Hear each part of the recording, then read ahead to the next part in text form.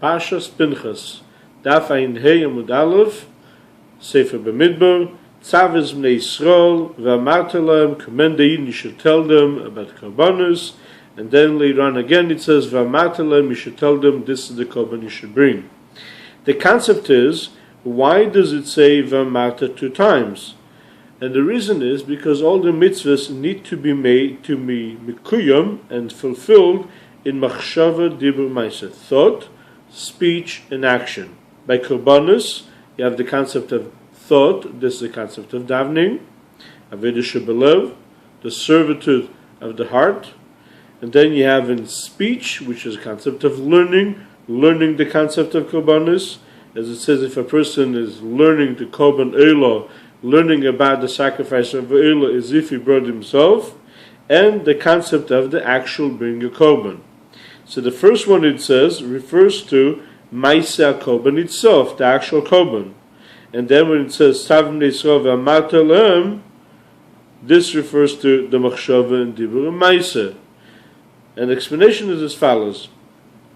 First of all, we have to understand what is the concept that it says reach nicher, that it says by korban, a special smell, a pleasant smell. Adam Amorim brings out that actual, when you burn meat, it has a very distinctive smell that is actually not such a pleasant one. Why we use the expression that is a pleasant smell? And the explanation is, Chazal says, it's a pleasant that I said and my desire was fulfilled. And we have to understand that's by all the mitzvahs, all the commandments of Hashem, when a person fulfilled them, Hashem said it, and it was fulfilled. Why by korbanos specifically we use that expression that I said and my desire was fulfilled? Also, why is the avodas korbanos is dependent on the Beis Hamikdash, while other mitzvahs, in the Talmud Torah Keneged Kulo, it is applicable in other times as well. And in korbanos itself, the thought and speech are still applicable, but the action is not applicable, and that is only applicable in time of Hamikdash. We have to understand that as well. But in order to understand that, first of all, we have to explain the concept that says Ayom la'asosam. Today is to do them, to do the mitzvahs specifically in this world, not later on.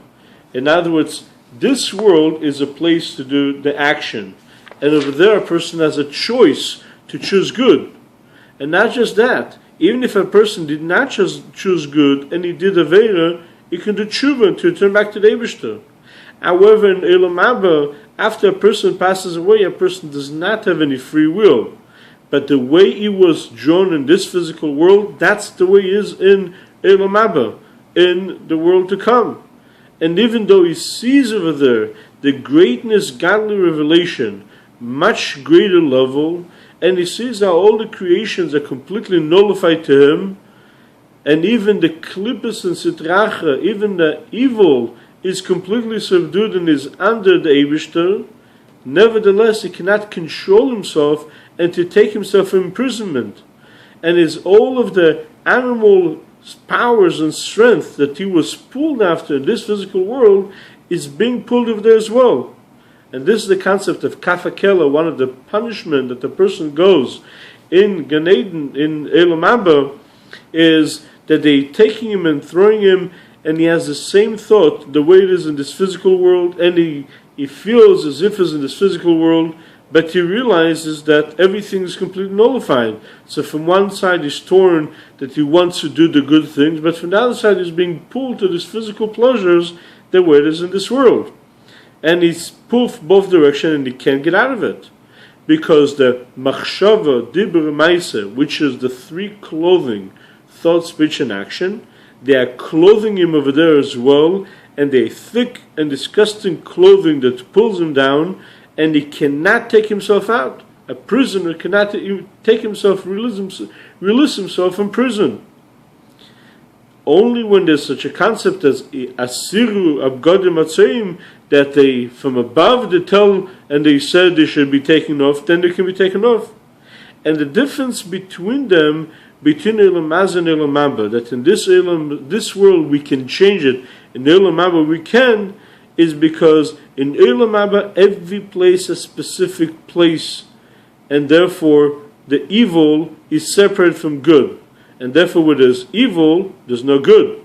But in this physical world, the good and evil are in the same place, and therefore even though it has a vera, it can turn into the mitzvah as well, and it can change himself from one level to another. We'll continue Mitzvah Hashem tomorrow.